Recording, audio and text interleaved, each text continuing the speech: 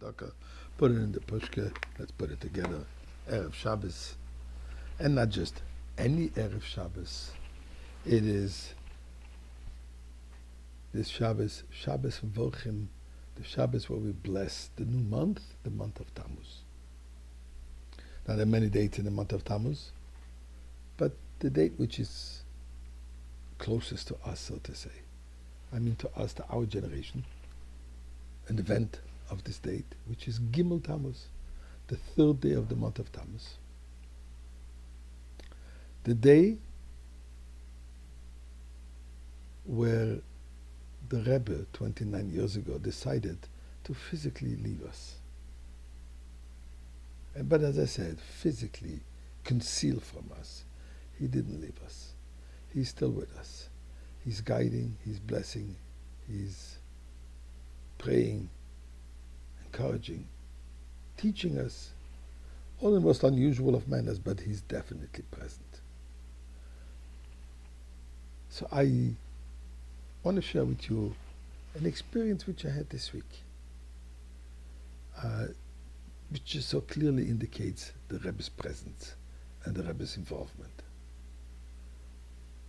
Since Gimel Tammuz 29 years ago, many Chassidim, many Jews from any walks of life actually, who would consult the Rebbe's advice, the Rebbe's blessing, they would come every Sunday or every so often to come and get the dollar and the blessing from the Rebbe. Now since Gimel Tammuz this is not available.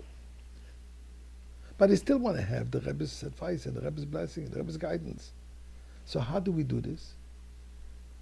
So based on what the Rebbe said after the passing of the previous Rebbe, that we have to continue asking, and the Rebbe wird schon gefunden, weg wie zu antworten, and the Rebbe will find a way how to answer. So those answers come in most unusual manners, but one very common practice is that we write the letter, fully addressed to the Rebbe as always, and then we take one of the Rebbe's books, which are called the Igros Kodesh, the Rebbe's books of correspondence, where there is printed thousands and thousands of letters that the Rebbe wrote to different people, responding to every single aspect of a person's life, in leadership, in halacha, in medicine, you name it, everything is there. The entire wide gamut of life, you can find it all discussed in one way or the other in these books. So what we do is we actually write the letter, and at random we take one of those books, there is 35 books approximately, and you open a page without looking, you randomly put it in, and then one checks what does it say on that page. And it's fascinating to see how the Rebbe answers. So here is an event that happened this week. Young man that I know from Montreal, belongs in one of the local communities, not Chabad. And lately there's been a change in the leadership in the particular community that he belongs to. Him, his family, his extended family, his immediate family, his wife's family. School where the children go. And he's not comfortable with the new leadership which has been established in this community. So he decided to distance himself without making any noise.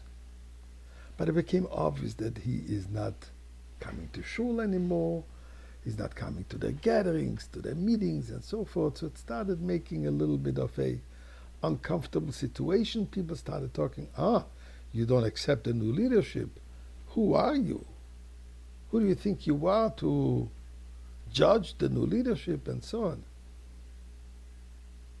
And it became quite uncomfortable within his friends, his own family, his wife's family, the children in school. And it got to the point that he started thinking he should move away. He has no choice, he has to move away.